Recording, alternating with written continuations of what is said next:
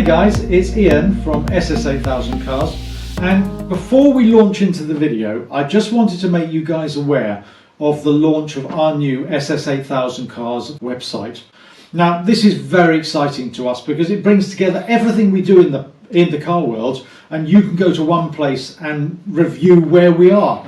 So I'm not sure that you're aware, but obviously you'll know we do YouTube videos, but did you know I do detailed car reviews under each of these videos? So every car that we've tested, you'll be able to look at the review, performance stats, handling characteristics and the like. Going to have our gallery there. Cars that we've tested, cars that we've got coming.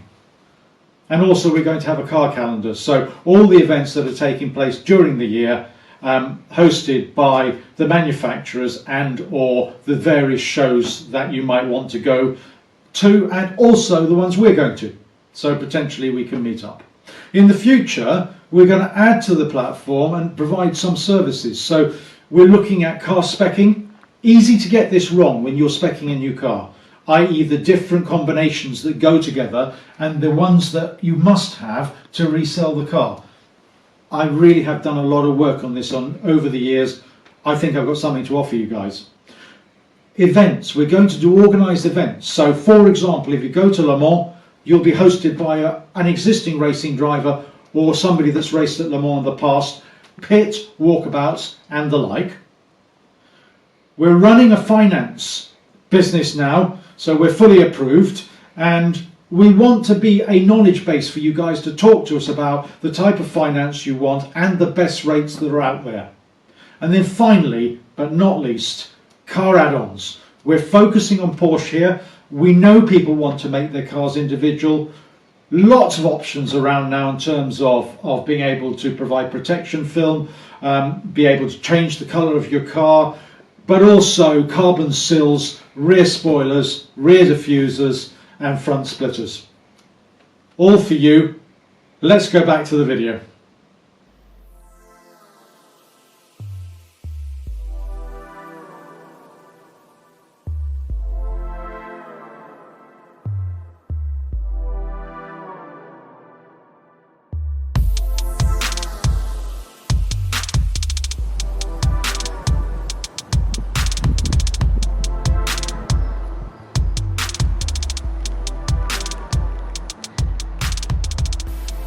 What I want to talk to you about today really is a comparison between the Diesel Macan, called the Macan S interestingly, and the petrol Macan, which is actually just called the pure Macan.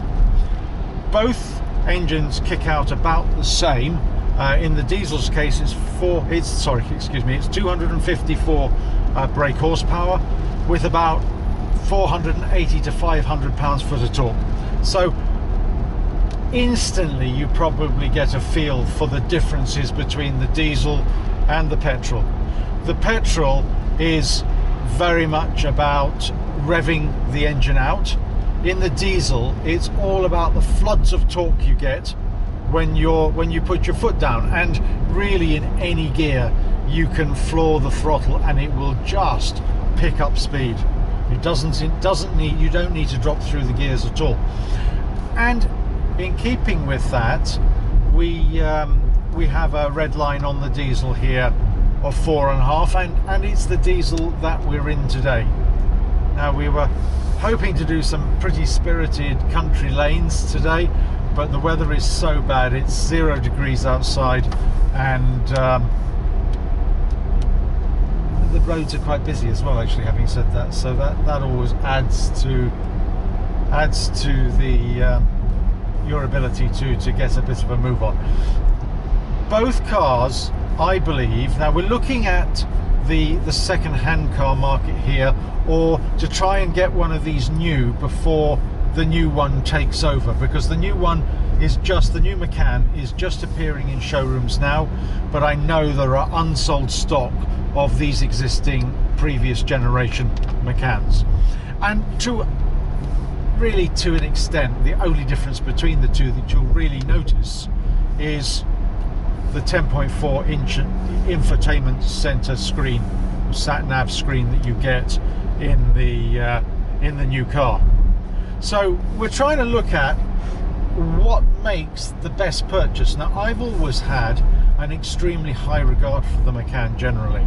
I think it's a wonderful handling, still quite high SUV that really has no competitors. Now, the Stelvio Alfa Romeo, which was introduced last year, is a potential competitor for this. We've not been able to drive one yet, but as soon as we do, we'll report back. But in terms of this car handling prowess, it's fantastic round the country lanes. You hear me talking about the country lanes.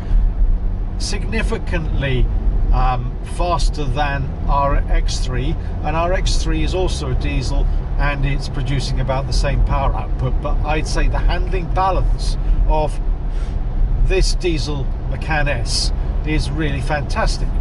However, what I would say, it's not as fantastic as the petrol. Now, the petrol's producing about the same power. It doesn't have the torque figures of this car.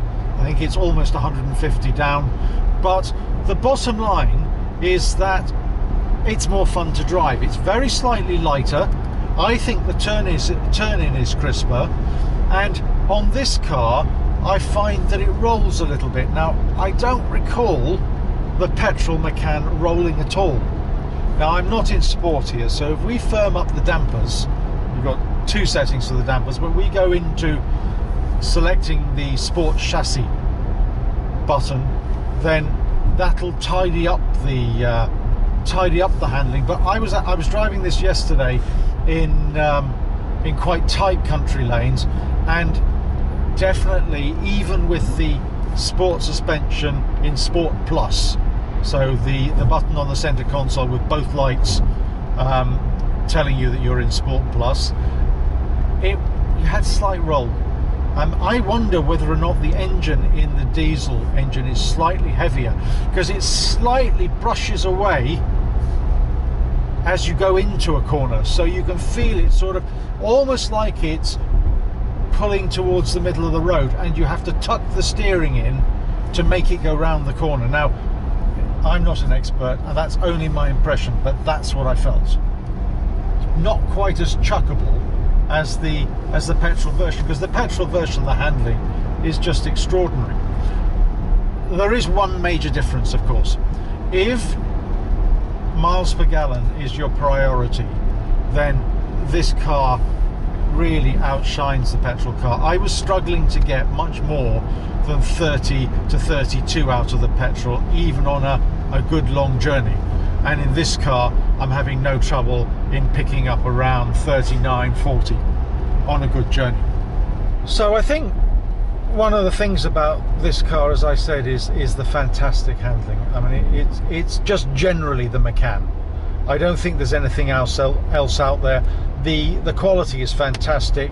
I am sure if the infotainment system is anything like as good as the one in the Panamera, I think we're in for a treat with the new Macan, because it's actually quite a good sized car. I'll try to bring you a little bit of spirited driving a little later on, but it will depend a little bit on the traffic, obviously. Overall, I think if I was in the market for one of these, I'd be straight down my Porsche dealer looking to see whether they've got stock of this generation Porsche Macan, and my advice is go for the petrol.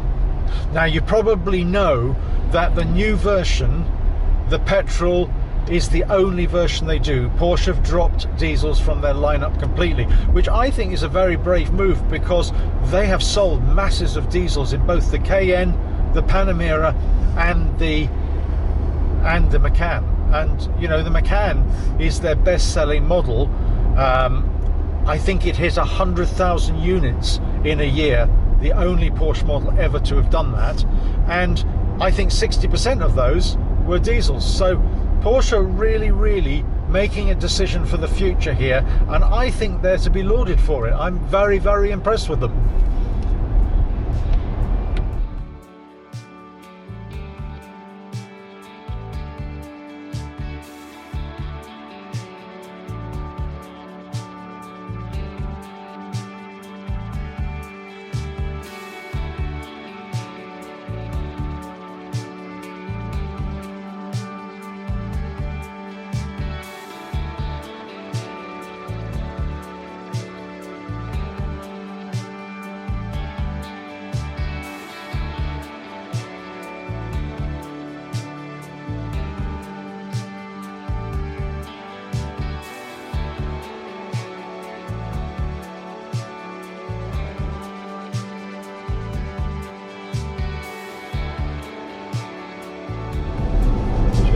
really need to change down, just make it work on a wave of torque.